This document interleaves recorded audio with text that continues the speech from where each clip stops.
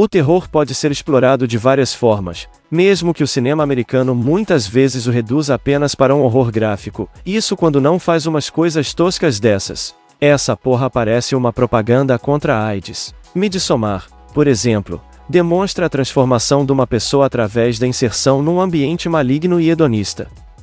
Não podemos confundir o susto e certo pavor com a retratação assustadora das nossas vidas, que tantas vezes nos parece normal até sairmos dela. A prova disso são os arrependidos do Tinder. Quem nunca? Os mangás desse gênero muitas vezes trabalham por esse lado, como as recentes adaptações das obras do Lovecraft.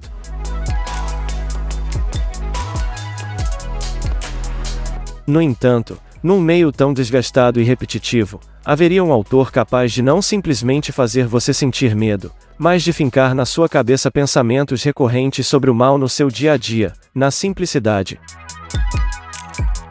Junji Ito possui muitos trabalhos publicados, alguns que nem são tão bons assim para falar a verdade. Claro que não falo da arte, até porque ele desenha muito bem e tem traços únicos. Gosto muito de como desenha e escreve as mulheres, afinal são os seus principais personagens nas histórias, apesar da Kiri ser uma filha da p***. Mas entre os seus melhores quadrinhos, alguns se destacam e ressaltam os seus principais pontos fortes. A espiral é uma das formas geométricas encontradas há mais tempo na história da humanidade. Existem gravuras rupestres desse símbolo que datam do período neolítico, e é também um dos padrões mais comuns da natureza, como a figura de Fibonacci. Observado no fluxo de escoamento da água, no olho do furacão e nesse seu umbigo podre que você não lava. No mangá os protagonistas, Kiri e Saito, vivem suas vidas normalmente numa cidadezinha pequena de litoral do Japão, até eventos estranhos começarem, sendo a primeira vítima o pai de Saito. Aos poucos, mais e mais habitantes são afetados misteriosamente, até a região colapsar.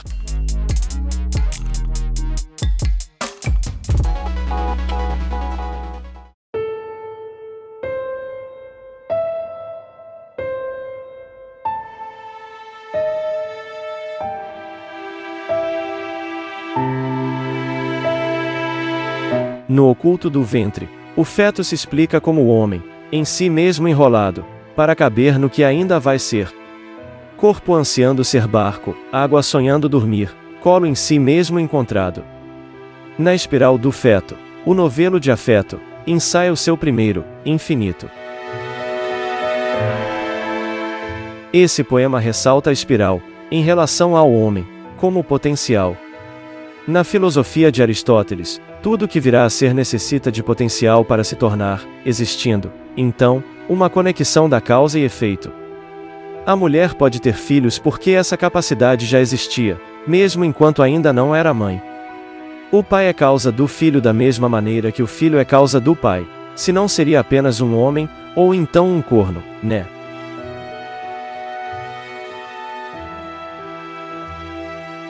Portanto, a espiral significa uma continuidade visual sem fim que te envolve num permanente vício e foco, hipnotizando ao inibir qualquer movimento e pensamento sem vínculo com a forma.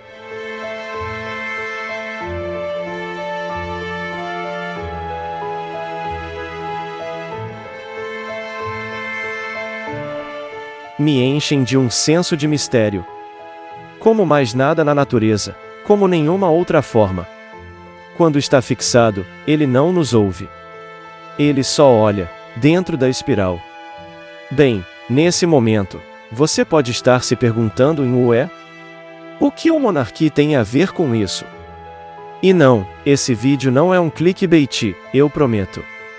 Na verdade, o intuito desse vídeo é avisar sobre um perigo muito maior do que qualquer situação política momentânea. Perigo esse em que não só o Monarque, mas você também pode estar inserido e nem sabe.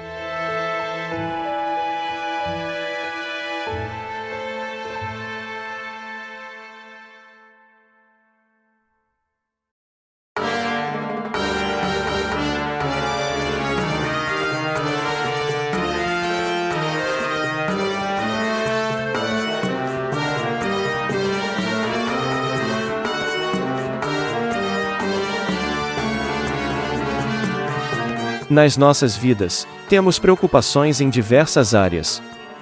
Com o desenvolvimento do capitalismo e social, as atividades diárias são cronometradas, marcadas e inevitáveis. Se a preocupação antes era a sobrevivência, hoje são os prazeres de consumo. Não estamos mais preocupados com o cultivo, caça, maternidade e paternidade, mas com trabalho de carga horária exata, trânsito e transporte, faculdade, cursos, política entre outros. E esse é o meu ponto. Qualquer assunto complexo é rebaixado por discussões irrelevantes. Veja, é importante o debate na sociedade, não o nego, da mesma maneira que devemos, como cidadãos, acompanhar o cenário político do país. Porém, temos que ser humildes em reconhecer os temas que dominamos ou temos alguma razão. Muitos intelectuais sacrificaram as suas vidas por conhecimento. Newton, São Tomás de Aquino, Tesla entre outros. São diversas as obras sobre o liberalismo, mas uma mínima convergência sobre. Adam Smith, Adorno e Horkheimer comprovam a dificuldade de definir a moral, soluções e problemas provenientes da flexibilidade conotativa da palavra liberdade.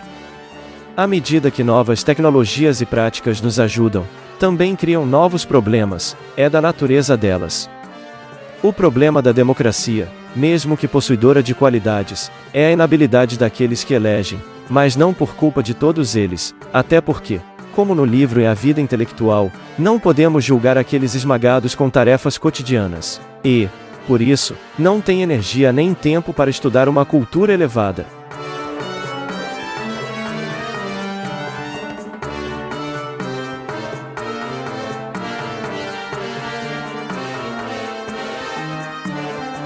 O perigo que o monarca e muitos cometem é de focarem em fenômenos momentâneos, de menor a maior risco, e esquecerem as pessoas que desenvolveram a sua inteligência ao máximo e deixaram um legado escrito para nós. Qualquer assunto complexo é nivelado ao populismo político, o qual impregna cada vez mais o comportamento das pessoas, se importando não com a verdade, mas a aparência pública, e as impressões do momento, abdicando do válido estudo tradicional. Qual é melhor do que muitos atuais? Se pergunte de verdade, quais são os assuntos que você domina tendo como parâmetro mínimo toda essa história? Será que você não lê com preconceitos modernos os autores do passado? Se você está hipnotizado por uma espiral, a única maneira de sair dela é fechando os olhos, se concentrando, e fixando a sua atenção ao seu potencial ainda não realizado. Você é o seu limite? Ou está limitando a si mesmo?